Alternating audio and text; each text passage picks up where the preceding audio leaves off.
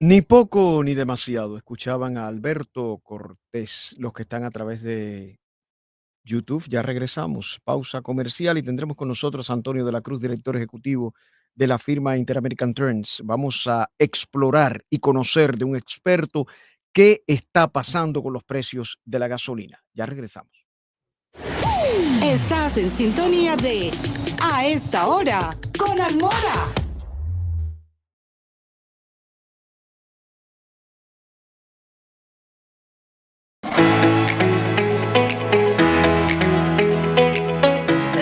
Promedio de la gasolina en la Florida continúa aumentando. La AAA afirmó que con el valor actual de $3.17 es el más alto reportado desde octubre del 2014. La Asociación Americana de Automovilistas señala que el aumento del precio del crudo incrementa el valor del galón. Residentes del sur de la Florida indicaron que este incremento afecta directamente la economía de su familia. Pues yo antes echaba 30 pesos y me llegaba casi la mitad del tanque, ahora para la mitad tengo que echar 50 pesos. La gasolina va mal, este precio está aumentado, la culpa es del cacareado calentamiento global.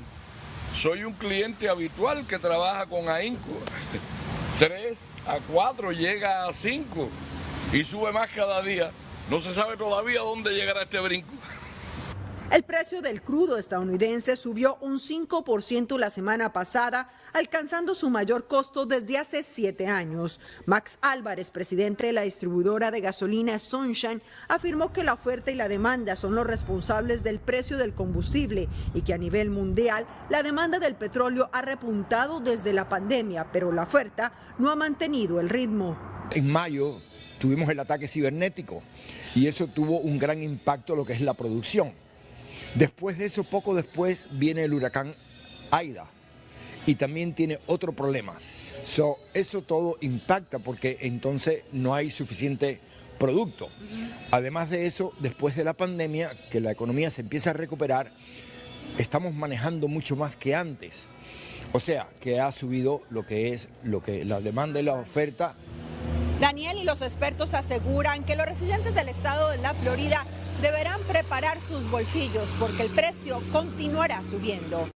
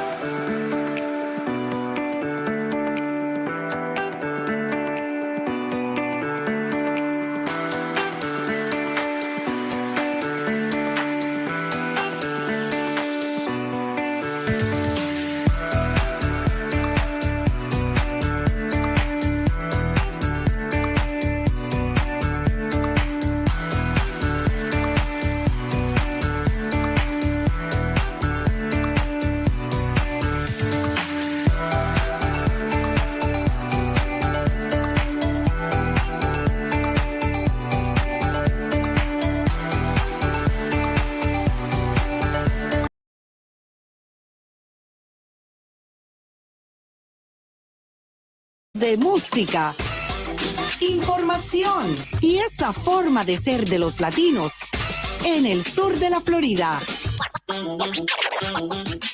Bueno, el ritmo de la recuperación económica de la pandemia combinado con el clima frío, dicen que ha sobrealimentado la demanda por energía en un momento en que la presión sobre los gobiernos para acelerar la transición a energías más limpias ha frenado la inversión en proyectos petroleros. Ayer el gobernador de la Florida decía que nos preparemos para precios más altos de la gasolina.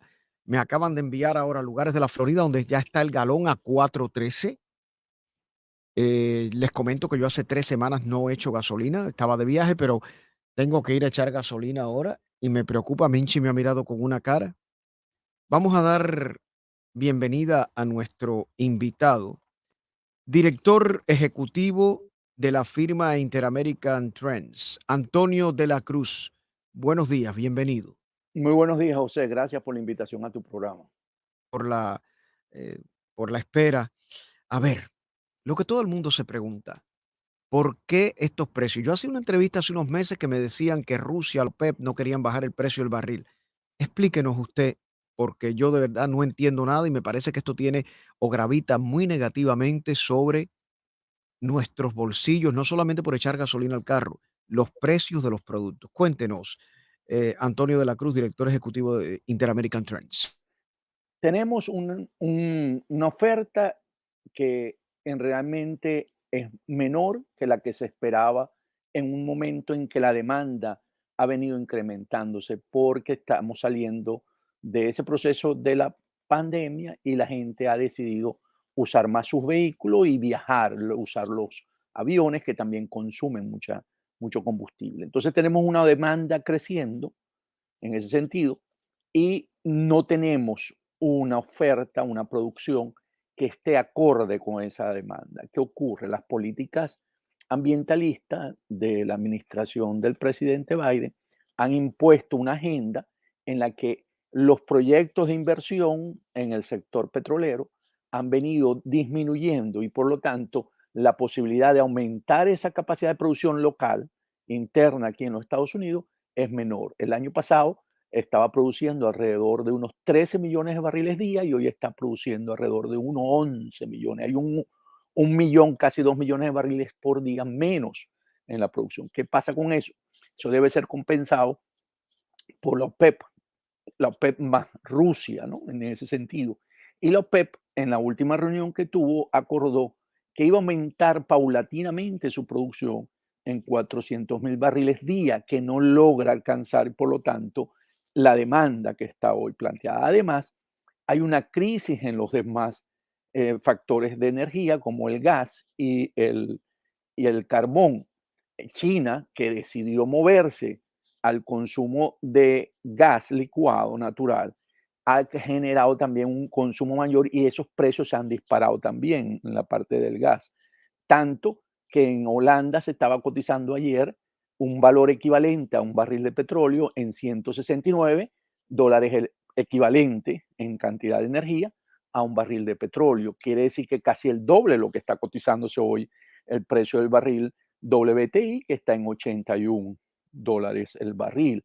Entonces tenemos que, para generar electricidad en las termoeléctricas, se está usando también combustible de petróleo, producto de los productos refinados de petróleo. Y eso también ha aumentado la demanda y hemos visto esa crisis de electricidad en Europa y en China. China ha pasado varios días también con falta de electricidad porque también se redujeron todos los paquetes de generación eléctrica a través de nuclear, de la energía nuclear, que también eso fue mucho antes, entonces también hemos reducido ese uso por los daños que causa un accidente de una termonuclear. Entonces, Permítame a ver si yo entiendo parte de lo que usted magistralmente nos está explicando.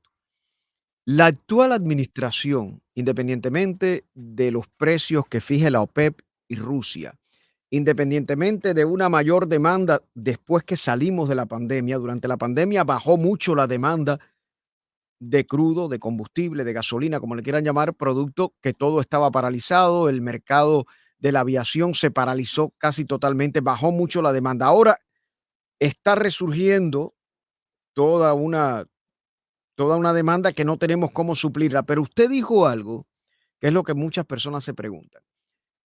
Aparentemente, la política energética de esta administración para suplantar al petróleo por energías renovables, otras fuentes de energía, pues ha limitado o ha suprimido inversión en el sector petrolero, lo cual lógicamente gravita sobre los precios. ¿Es lo que yo entendí? es correcto, porque como inversionista, como compañía petrolera, si yo tengo que ajustarme a esas nuevas regulaciones para el 2030, que estaba pensado en el 2050, yo reduzco y a los directivos de esa empresa le han pedido de que se haga una reducción de esos proyectos de inversión y por lo tanto contraigo mi oferta, mis proyectos futuros, porque los cálculos para las inversiones en el sector petrolero son de 20 años. Si yo invierto ahorita, veo que mi recuperación y mi ganancia van a ser en el 2040, van a fluir como recuperación en un proyecto cuando uno invierte. Y entonces retengo esa inversión, dejo y se han convertido también para poder hacer las perforaciones de petróleo, que se pide autorización, las licencias al Ministerio de Relaciones Interiores también están tomando mucho más tiempo, hay un retraso, entonces no tengo el mismo ritmo que me acompañe con la demanda, como usted lo acaba de expresar.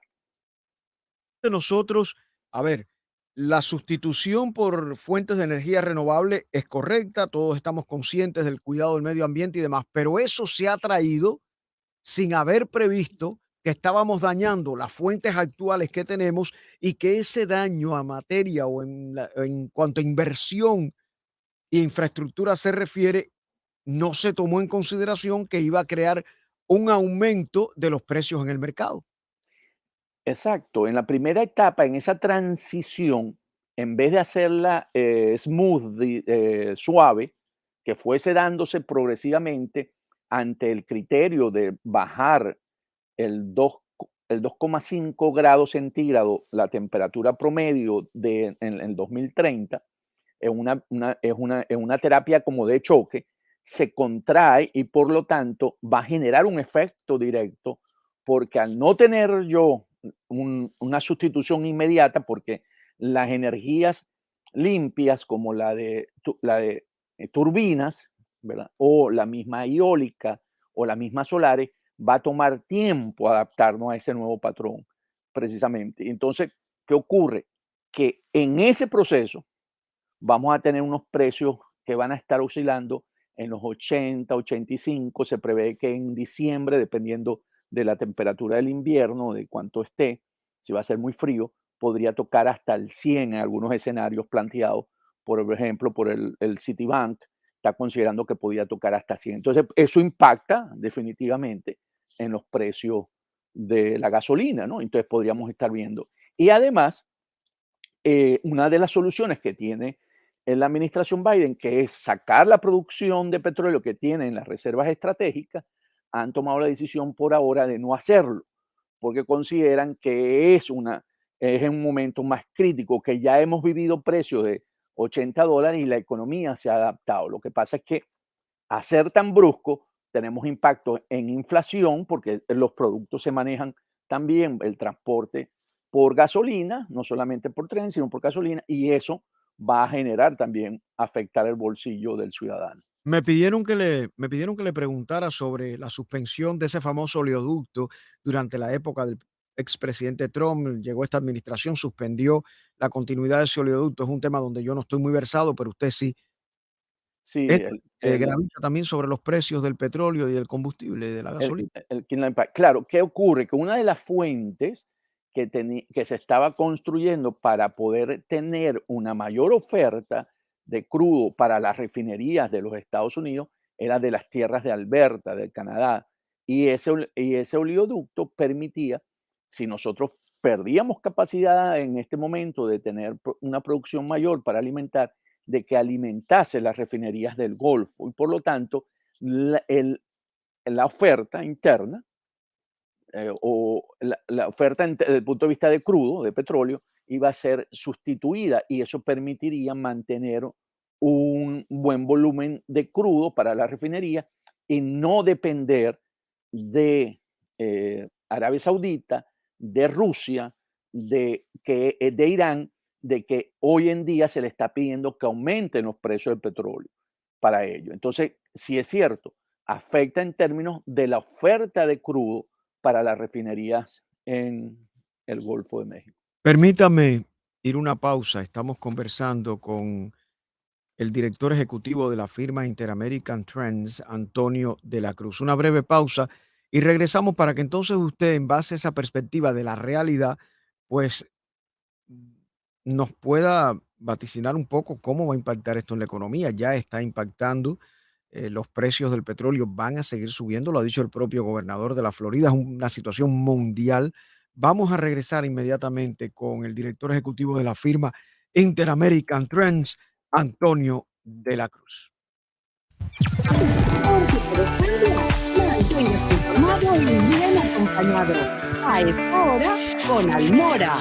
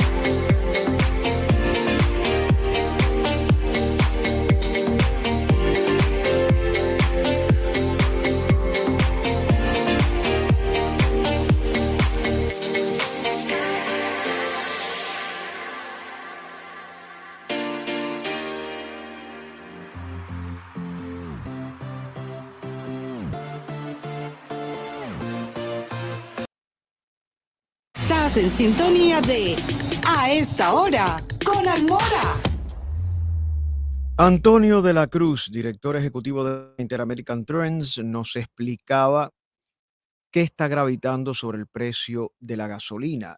El barril de petróleo a nivel mundial, venimos de una etapa de pandemia donde bajó mucho la demanda, ahora hay un incremento en esa demanda, pero además nos explicaba algo, y es que las políticas energéticas que se están siguiendo, pues han frenado la inversión en las empresas petroleras, en toda la que es la infraestructura petrolera nacional, y parece que no se tomó en previsión que eso podía elevar sustancialmente los precios. Ahora, el señor de la Cruz, esto tiene un impacto tremendo. Si bien es cierto que tenemos que salvar el planeta, si bien es cierto que tenemos que buscar fuentes de energía alternativas, para los que tienen que ver con esto a nivel político en el mundo entero, pues esto tiene un impacto tremendo y es los costos de producción, los costos de transportación que al final terminan en nuestro bolsillo. ¿Qué va a pasar? Porque ya el costo de la vida está elevado.